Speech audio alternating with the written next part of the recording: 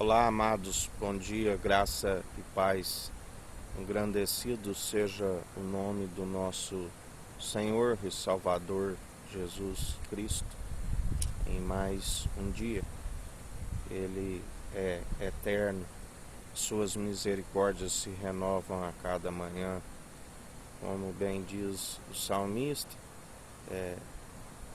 deito e logo adormeço, acordo porque o Senhor me sustentou.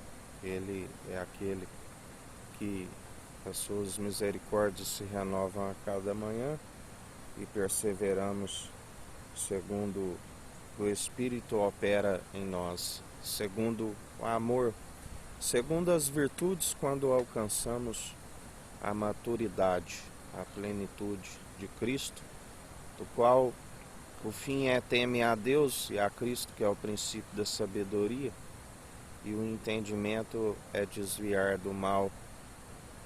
Quando procuramos conhecer a sabedoria do alto, o Pai concede deliberadamente a cada um, mas temos que vigiar o propósito do coração, porque a Bíblia diz que o Senhor esquadrinha os corações. Assim como o crisol é para o ouro e para a prata, o Senhor é aquele que prova os corações. Provérbios 16, o versículo 20 em diante, diz: o que atenta prudentemente para a palavra achará o bem, e o que confia no Senhor será bem-aventurado. O sábio de coração será chamado prudente, e a doçura dos lábios aumentará o ensino. O entendimento para aqueles que o possuem é uma fonte de vida, mas a instrução dos tolos é a sua estultice. O coração do sábio instrui a sua boca e acrescenta doutrina aos seus lábios. A boca fala o que o coração está cheio.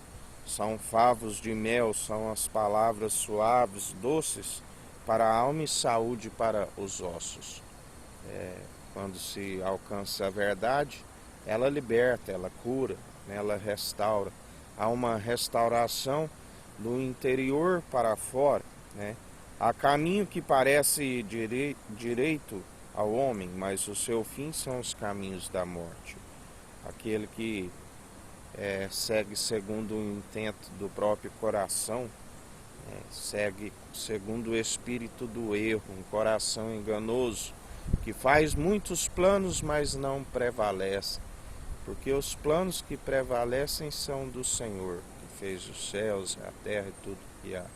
Aquele que revela a imagem, a glória do Deus vivo, aquele que através dele, fomos criados, a imagem de Deus os criou. Ele, Jesus, antes como Cristo, ungido de Deus, antes dele haver nascido, e depois ter passado por aquela morte e cruz, ele estava, mesmo antes das primeiras obras que foram criações suas, porque ele é o primogênito da criação.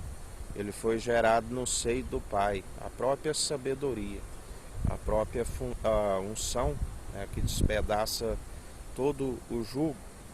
O trabalhador trabalha para si mesmo, porque a sua boca o instiga.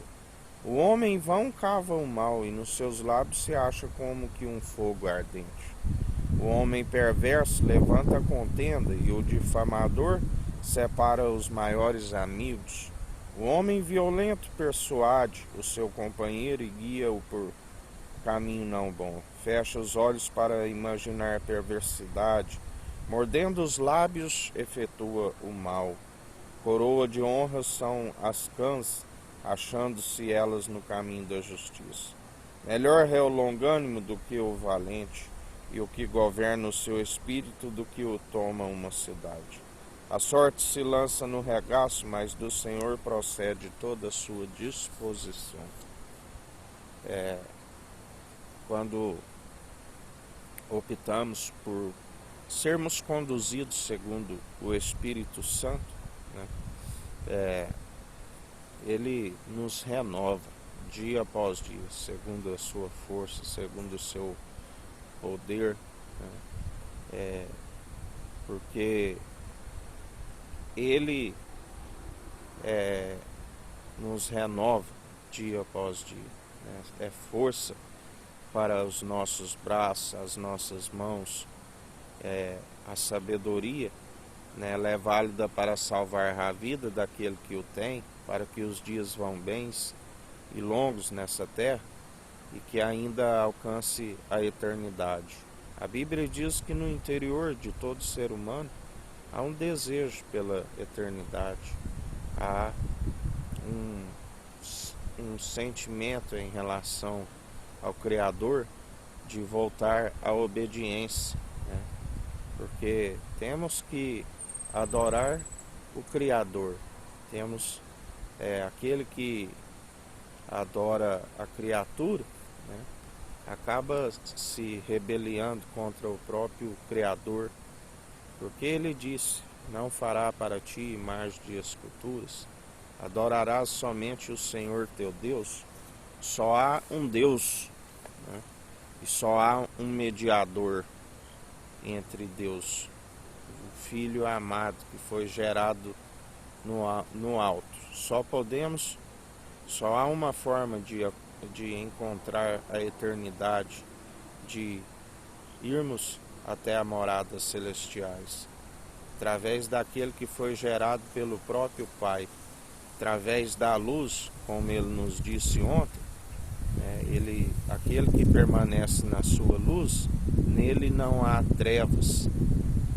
As trevas significa ignorância, né? Significa o próprio ladrão que veio para roubar, matar e destruir, abreviar os dias, né? Enquanto muitos podiam os seus dias serem acrescentados, estão tendo os dias abreviados, né? E a Bíblia diz que o pecador, né, pela cegueira, quando ele não vê logo castigado pelos seus pecados, ele permanece, né, cada dia acumulando mais iniquidade sobre iniquidade. E quando vem o dia da adversidade, né, aí é enfado e canseiro, né? Como a Bíblia diz, se alguns chegam a 70, a vida é ligeira, é como uma nuvem que se dissipa, né? Como uma erva arrancada que logo murcha, né? Não temos, quando a casa engrandece, a casa enriquece, sua glória engrandece. Porque quando for, não levará nada consigo, né? Se alguns chegam a 70, outros pela sua robustez 80, é enfado e canseiro, né? Porque quando chegam os dias das diversidades, porque há um tempo, há um propósito aqui debaixo do sol, como bem disse o pregador, né? Que aqui debaixo do sol tudo é vaidade, né? Vaidade, vaidade. E há um propósito, né, para cada aqui debaixo do sol. E quando se chega aos tempos da adversidade, né, é enfado e canseiro. E aqueles que semearam segundo a corrupção da carne acabam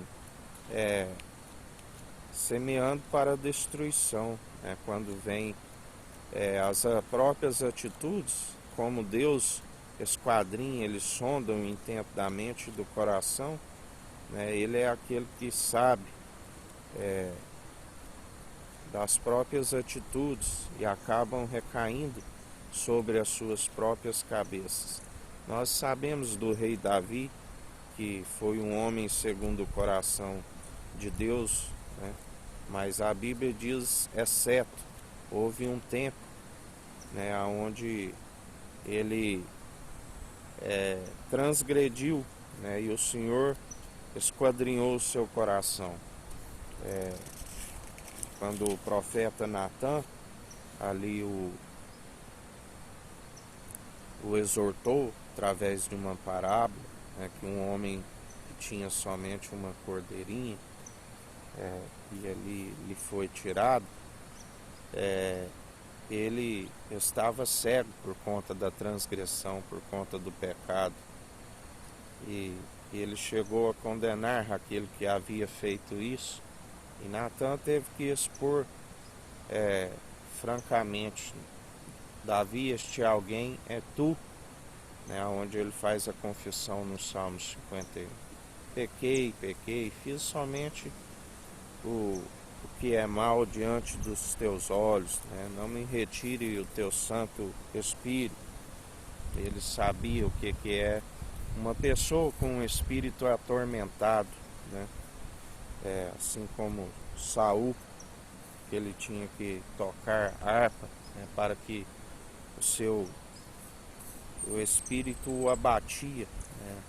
É como uma podridão para os ossos, o pecado, as transgressões, vêm as enfermidades, né? Vêm as consequências do pecado, assim como a Bíblia ensina sobre os jovens, né?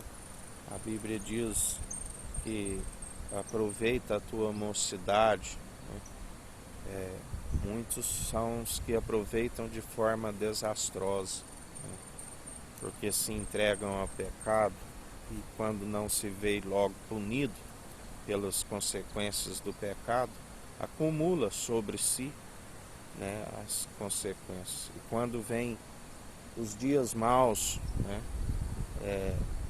grande é as consequências, é a queda. Por isso, Deus amou o mundo de tal maneira que deu seu único Filho, para todo aquele que nele crê, não pereça, mas tenha a vida eterna, para que alcance a salvação, a vida eterna, né? Porque os males causam tribulações na vida. Eclesiastes 3 diz: tudo tem o seu tempo determinado, há tempo para todo propósito debaixo do céu, há tempo de nascer, tempo de morrer, tempo de plantar, tempo de arrancar o que se plantou, tempo de matar e tempo de curar, tempo de derribar e tempo de edificar, tempo de chorar e tempo de rir, tempo de prantear e tempo de saltar, tempo de espalhar pedras e tempo de ajuntar pedras, tempo de abraçar, tempo de afastar-se de abraçar, tempo de buscar o tempo e perder, tempo de guardar e tempo de deitar fora, tempo de rasgar e tempo de coser, tempo de estar calado e tempo de falar, tempo de amar e tempo de aborrecer, tempo de guerra e tempo de paz. Que vantagem tem o trabalhador naquilo em que trabalha, tendo visto o trabalho que Deus deu aos filhos dos homens para com eles afligir? Tudo fez formoso em seu tempo, também pôs o mundo no coração deles, sem que o homem possa descobrir a obra que Deus fez desde o princípio até o fim. Já tem conhecido que não há coisa melhor para eles do que alegrem em fazerem bem na sua vida. E também que todo homem coma e beba e goze do bem de todo o seu trabalho. Isto é um dom de Deus. Eu sei que tudo quanto Deus faz durará eternamente, nada se lhe deve acrescentar e nada lhe deve tirar. E isto faz Deus para que haja temor diante dele. E o que já foi e o que há de ser também já foi, e Deus pede conta do que passou. Vim, mas debaixo do sol, no lugar do juízo, impiedade, no lugar da justiça, impiedade ainda. Eu disse no meu coração: Deus julgará o justo e o ímpio, porque há um tempo para todo intento e para toda obra, né? Nós sabemos que Deus concedeu o julgamento ao Filho, né? E Ele é aquele que exerce o direito e julga com justiça, com equidade, na imparcialidade. E Ele julga de acordo com as atitudes de cada um, né? Ninguém pode questionar, né, porque faz assim. E Ele também tem a sua misericórdia. A sua misericórdia Ele a usa como a quer. Ele mesmo diz, né, a Moisés: faço como quero. Não há um caco